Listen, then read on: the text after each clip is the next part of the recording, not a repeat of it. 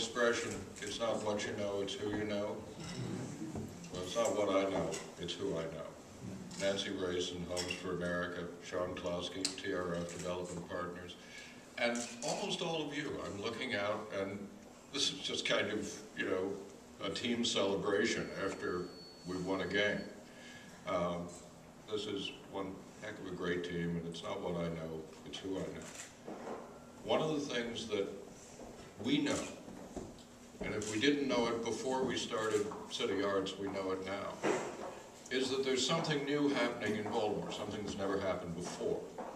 There are really two things new in Baltimore, and they come together in this building. The first is that Baltimore is becoming an arts center. Baltimore's always been a cool place, and it built clipper ships and steel and stuff like that. There's never been an arts center, ever. And now it's becoming one. First time ever.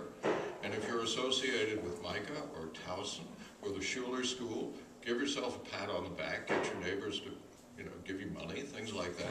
It's a big deal.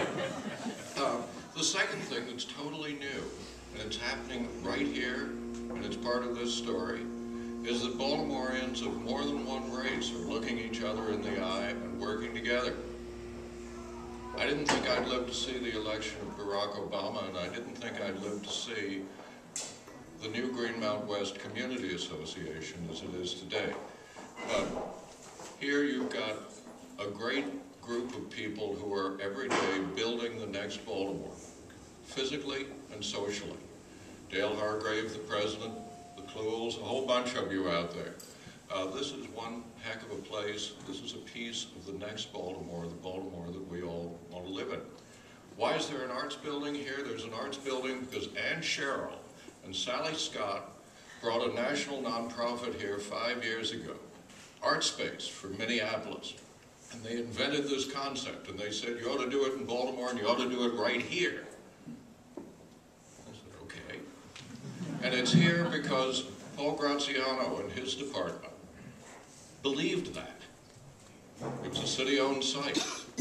There was a competition, and we won. We didn't have to win. There were competitors, but we won.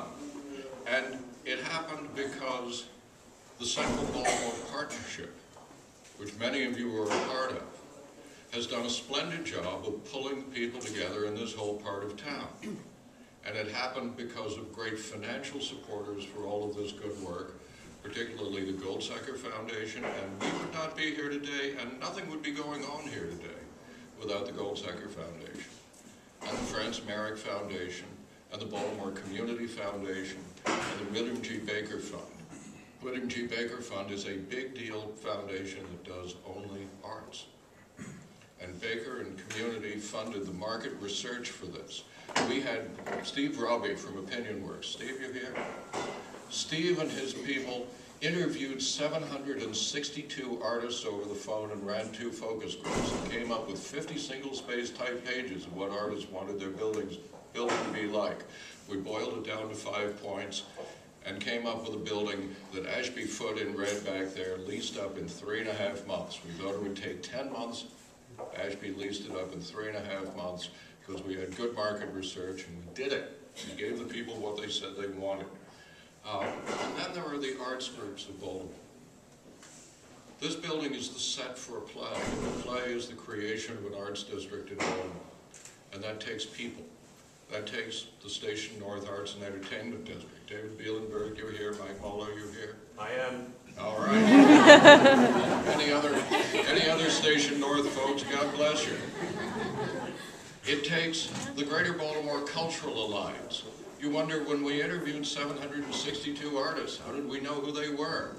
The Greater Baltimore Cultural Alliance. Nancy Harrigan 3 years ago, Buck Bailey today. Buck, you here? Nancy, you here? Well, they're doing something good. Micah, when you want to tell artists that you've got a building, how do you do it?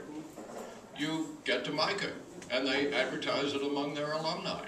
It's just magic, right, David Hart? There's David Hart. He worked that out. And there are all kinds of things happening here. There's Sherwin Mark from Load of Fun, Joe Edwardson from Joe Squared, Kevin Brown from the Station North Arts Cafe. This is a piece of the next Baltimore. This is great people on a great show, and your City Arts team, which includes many of you, is delighted to be the set crew for this show. So to all of you who are doing this, thank you.